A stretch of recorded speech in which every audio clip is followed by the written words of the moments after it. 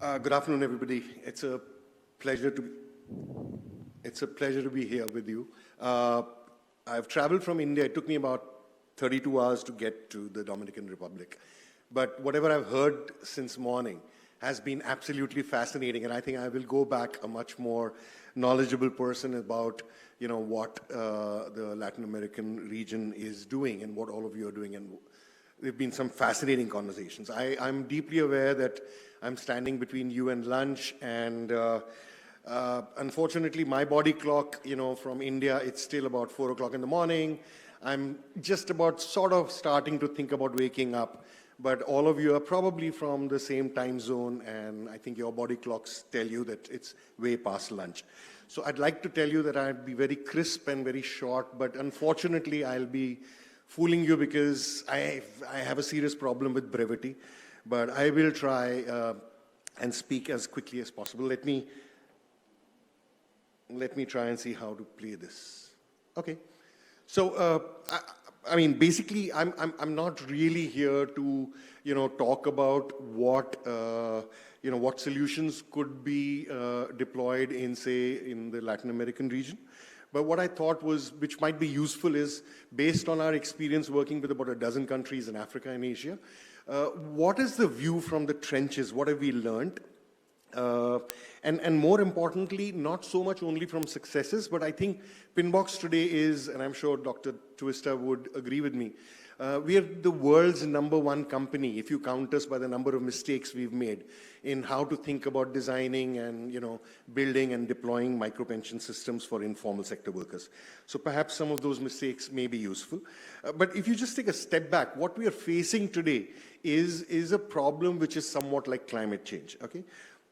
I mean, the informality, or let's say pension exclusion as a issue, affects between 50 to 95% of the workforce, ranging from, say, Latin America to Asia. I mean, in countries like India, it's about 90% of the people who are informal. In Papua New Guinea, it will be 95%. In Nigeria, it will be 92%.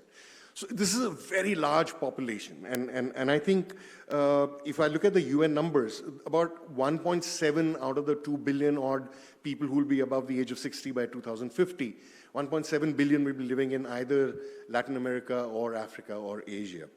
And of them, if we don't do anything, if the status quo continues, as Carlos was saying, if the needle doesn't change, then you're looking at about close to 1.4 billion people who will be poor, who will be facing serious destitution for about 25 to 30 years of their lives. Now, the cost of fiscal transfers is not something that can actually work. I mean, if you just back up the envelope, if you did even say $2 a day kind of a pension, which is nothing, at that point in time, it will cost, a lifelong pension would end up costing countries about $30 to $35 trillion.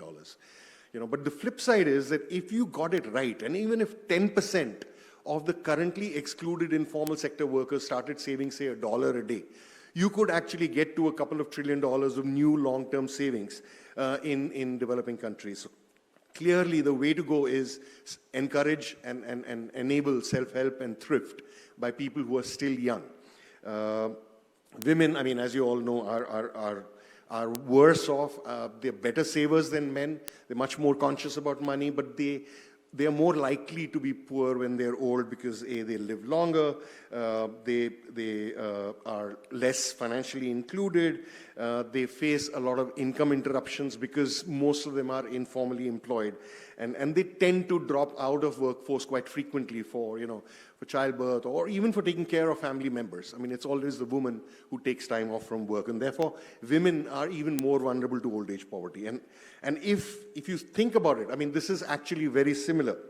By 2050, it will be too late to reverse the clock. It will be seriously an irreversible problem. It will be too expensive and too large, and it will impact everybody in the world. It's not going to just impact the destitute old. It's going to impact everybody, the taxpayers, governments, and so on and so forth, right?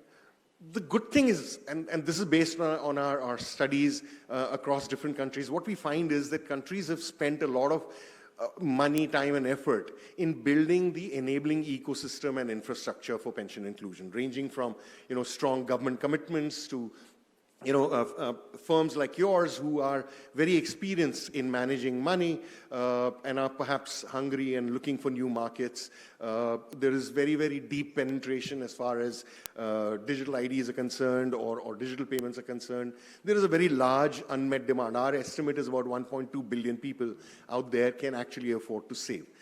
Not save very large amounts of money, but certainly can afford to save. And finally, of course, and this is peculiar about developing countries, there are large community networks. There are cooperatives, there are microfinance institutions, there are farm producer companies, and so on and so forth, which can play a very important role in financial literacy and encouraging good behavior on the field. Despite this ecosystem, however, unfortunately, it's still nearly impossible for informal workers to start saving for old age or to manage life cycle risks. And I think there are broadly two kinds of things. One is on the supply side. I mean, this is, I have to admit, this is very simplistic, but at a headline level, unfortunately, I can't read my slides from there. But well, so there are three things. One is legacy tech. And I think most countries, what we see is, have built technology and platforms specifically to administer and deliver mandatory formal sector pensions to salaried workers. These systems and these platforms are rarely able to deal with, voluntary, intermittent, individual account-based savings by people who are not connected to an employer. So that is one big challenge, and creating new technology from scratch is very expensive, not only in terms of time and capital costs, but also in mistakes in design. That's one big problem. The second is legacy laws. A lot of the countries, when laws were set up for pensions, never really imagined pensions being available to anybody other than somebody who has an employment contract. And therefore, a lot of countries, we find, don't really have the necessary legal and regulatory frameworks for allowing voluntary pensions by individuals, or allowing pension funds and insurers to offer voluntary options to informal sector workers to save. And the third, of course, is maybe not here, but at least where we work, we find that the sales models of most finance firms, of pension funds, asset management companies, and insurers, the sales models are very pro-rich. They're either based on agents and advisors going out and creating demand, or they're based on tax incentives. Now, unfortunately, the sales commissions on small ticket pension and insurance are not attractive enough for agents. So there is no agent trying to beat down the door of a small shopkeeper or talking to a street vendor or an Uber driver about retirement planning, right? And the second is, none of these guys are really paying taxes, so therefore tax incentives don't work. So there is a clear supply side issue. On the demand side, there could be many, many things. But I feel these are four things which we find are most critical. For instance, friction at the front end. How easy is it to set up a pension account? In India, for instance, you need to fill up a 7-page application form in English to open a pension account. I mean, I need to give less information if I was getting married to somebody. But this is the kind of information that we end up collecting, and I still don't know why, but we do. And the form is in English, and India speaks 14 regional languages in addition to, say, English and Hindi. So it's clearly, I mean, one is complications at the front end, and it takes about an hour and a quarter to fill up a form without mistakes. Can there be an easy digital way for people to do the same activity? Can it be much easier? So, and I think an easier, simpler UI, UX, or a user experience may help. The second is affordability. A lot of the people we are dealing with are not only, they don't have pension benefits, but they're also not insured or are inadequately insured. So what ends up happening, and what we saw during the pandemic, was that when people don't have insurance and they face a range of life cycle risks, the first thing they do is they use past savings to cover the cost of that risk. So my cow has died, my crop failed, my child was unwell, I had an accident. All of these are insurable risks. But unfortunately, because people are not insured, they use past savings. And when savings are not enough, they end up using emergency loans from money lenders. So what this does is it does three bad things. One, it wipes out past savings. So I have to restart saving every time there's an event like this. The second, I mortgage future surplus income in favor of paying an expensive emergency loan. So which really compromises my ability to save. And the third, it creates a very high liquidity premium. People then, a farmer who I talk to will say, yes, Gautam, it's a great idea. I should save for old age, but I can't afford to lock in my savings till 60. I might need the money. What if my cow dies or my crop fails, right? And I think, again, it's possible to add, insurance and liquid savings along with pensions. So for every dollar that I'm saving, maybe 50 cents goes into pensions, 40 cents goes into, say, saving for other needs, which, that I will have, and say 10 cents goes to insurance. And it is feasible to do that today. The third is product rules themselves. So in most countries, we find that the ticket sizes for opening a pension account or the minimum that you can save for every transaction is normally very high. It puts savings outside the reach of most people.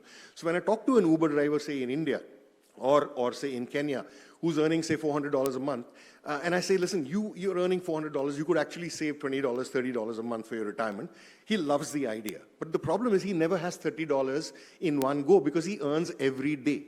So if you went to him and said, listen, okay, you can't save $30 in a month, can you save $1 a day? Suddenly, it becomes absolutely feasible. Suddenly, savings for anything, including retirement, suddenly becomes more affordable. He's still saving $30, but he's saving $1 a day, and technology can make this very easy and simple. And the fourth is myopia. Everybody's spoken about the fact that, a lot of people are financially illiterate. This is not a poor people problem. This is not an informal sector problem. But this is more generic. But yes, it is true that a lot of informal sector workers, partly the retirement literacy levels are low. Also, I think what they face is lower connect with formal finance, lower experience with formal finance. So they treat insurance companies and pension funds with a degree of suspicion. Again, it is possible then to use, trusted interfaces at the front end. People who they meet regularly, say a cooperative or a self-help group or a microfinance institution, who they meet regularly, or a community-based organization, who can then have that conversation with them and not try and do a sale in 15 minutes, but actually spend a few days in having conversations. And I think it is feasible. So how we do it normally is these four things. One, what we're saying is the infrastructure and ecosystem exists, but it's fragmented. Can we use technology and APIs as glue to sort of integrate this and sort of switch on a marketplace for micropensions and microinsurance for informal sector workers? And this can be done. We've done this in 3 countries already. The second is, instead of trying to now, if you want to, if there is no agent talking to the farmer and we have to do digital, then how do we talk to, say, 400 million informal workers in India and then convince them to download some app and learn that app from scratch? We'll have to be sponsoring FIFA matches or, and things like that, which is just not practical. So what we are saying is, can we use apps that people are already using, are familiar with using, like WhatsApp? So what we've done is we've simply integrated with WhatsApp and replaced the front-end pension app with WhatsApp. So you can actually open a pension account within a few minutes instead of spending more than an hour. You can do this in any language from anywhere without us needing to teach you how to use that app. The third is give aggregators, like people who are cooperatives and microfinance firms, give them free access to this marketplace and tell them you can use this marketplace, you can use WhatsApp, you can use your own app or whatever to actually help your constituency to open a pension account. You can deliver education, give them services, and so on and so forth. So from a government or a pension fund perspective, what this does is it suddenly helps to aggregate retail demand. So while a pension fund in this situation is still managing retail money, but he's not doing retail pensions.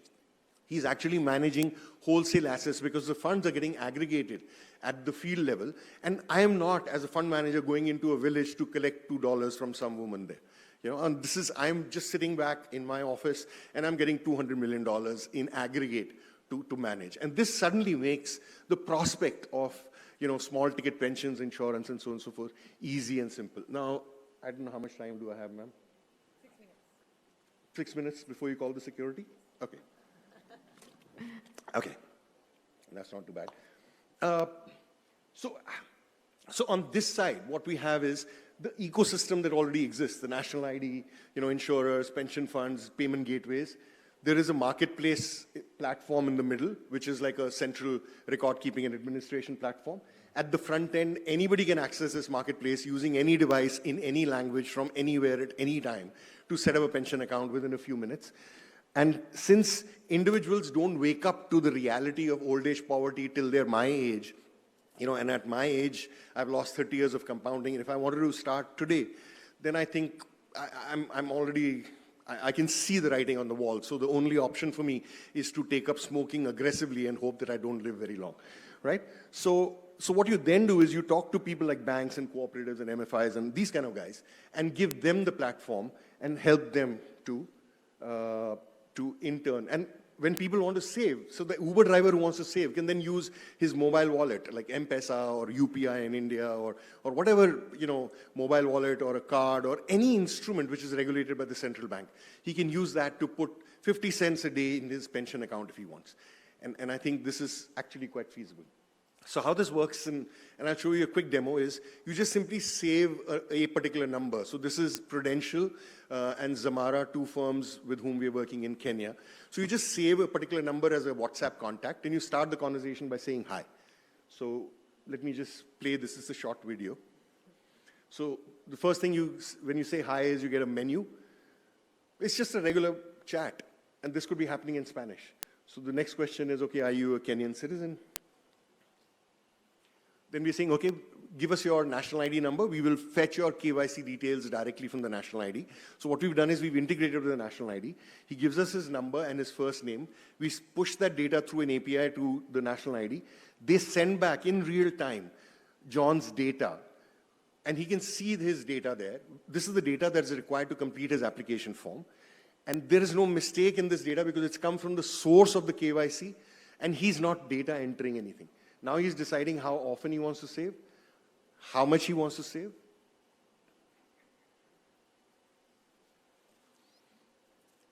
And now we're saying, okay, to Dr. Banerjee's point, we're saying, would you like to index your savings by, say, 5% more? Would you like to save more in the future? And he says, yes, that's a great idea. So remember, John is just typing 1 or 2. I mean, he's not writing elaborate text, right? And now we're saying, okay, fine, you'll now be also getting a 25,000 shilling insurance for a funeral. In Africa, funerals are more expensive than marriages. So he's very happy with a insurance cover for that. And he's giving the details of his nominee, which are again being collected here. Now we've started collecting the nominee's national ID details as well, so that it's much easier to recognize nominees. And it seems that Rose is his sister. And that's it. So he's told now you will get a 400 shillings collect request on M-Pesa, which is the local wallet. This is the breakup of the money that he's going to pay. And he says he types 1 to ask for the request. On his M-Pesa, he gets a collect request. All he does is put his M-Pesa PIN, which is a 4-digit PIN. The money gets debited instantly. 100 shillings goes to Prudential, 200 shillings goes to Zamara, 100 shillings goes to the bank which has done the enrollment, or whichever agent or somebody who's done the enrollment. And his account is open. And from tomorrow morning onwards, he can save whenever he wants. There is no compulsion. The second thing that you can do is domestic workers. I mean, all I'm saying is when you use technology and you mix it with imagination, you can actually do a lot. So one of the big challenges that we've been grappling with is domestic workers. Nannies, cooks, and security guards, and so on and so forth. And this is like in India, it's about 50 million people. In Asia and Africa, this is about 150 million people. But they're invisible. 2 minutes, okay. This is a 2-minute video. Does this also count? Okay, let me just play this. Can I request for the sound, please?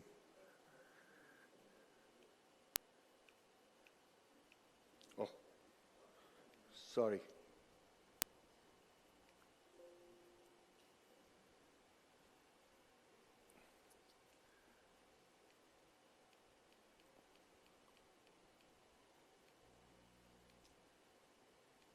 This is...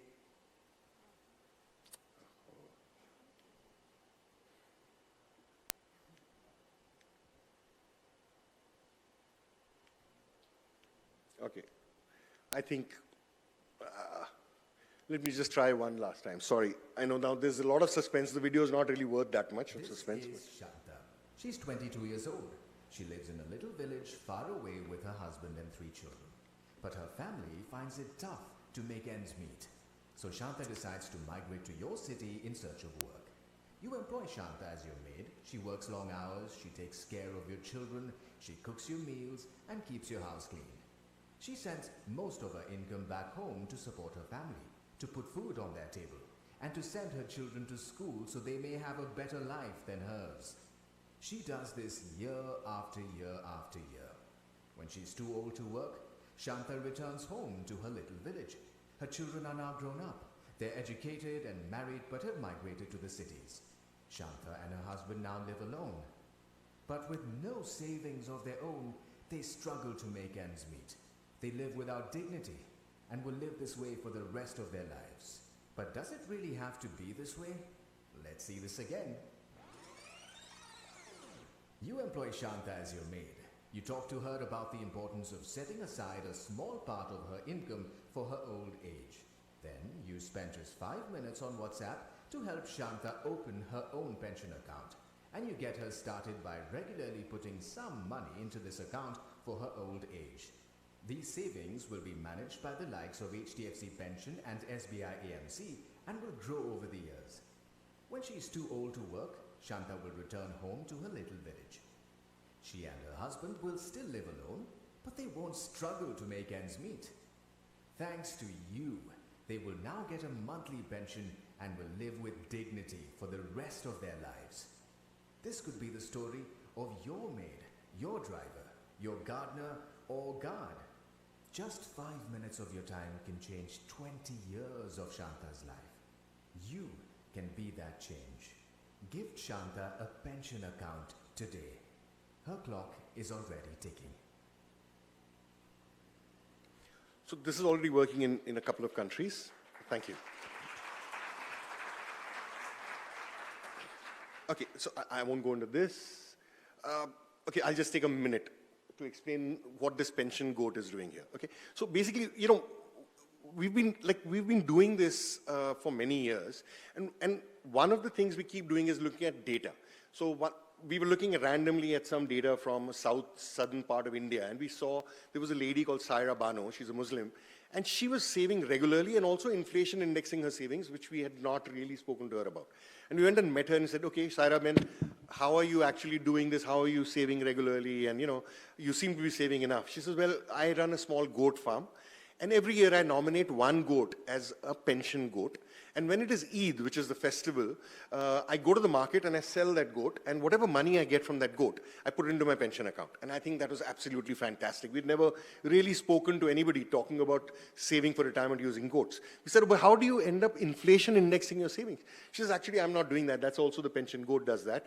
Because last year I sold it for $100. Next year it'll sell for $120. The year after that, it'll sell for $170. So I think if we can do some things right, if we can keep our eye on the ball, which is what is good for the citizens, I suspect that we can get really good outcomes. And the last slide is something that I'm very proud of. It's something that we've just launched. We are not even remotely professing that we know solutions that will work in Latin America. We have the wise counsel of Dr. Tuista, who's leading the Pinbox work in the region. And one of the first things that we're doing is trying to understand what's actually happening and collating information. And part of that is this book that Dr. Tuista is leading. And as you know, I'm sure you know most of the people on this I see them as pension champions. And we're very excited, and we're hoping to engage more to learn more and to be able to support the work that you're doing. Thank you very much, and thank you for your patience, ma'am.